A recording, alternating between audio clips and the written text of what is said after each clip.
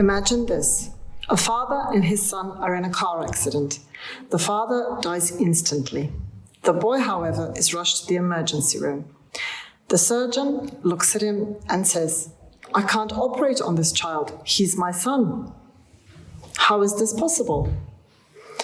I regularly give this puzzle to my students, and almost none of them get it right. They'll say, "Well, it's the stepfather," or "It wasn't his real dad," or maybe he was adopted. The answer? The surgeon is, of course, the boy's mother. If that surprised you, you are not alone. Gender bias starts early, and it shows up in our assumptions, in our classrooms, and in our students' self-belief. In this tutorial, we'll explore how unconscious stereotypes and bias shape what students believe they're good at and where they feel they belong. Girls often opt out of STEM not because they lack ability, but because they don't see themselves in those roles.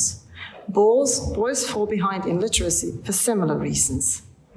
You'll walk away with simple, practical strategies to build a classroom where all students feel seen, respected, and capable. What if small shifts in the way we teach could open big doors for our students? Let's take a closer look together.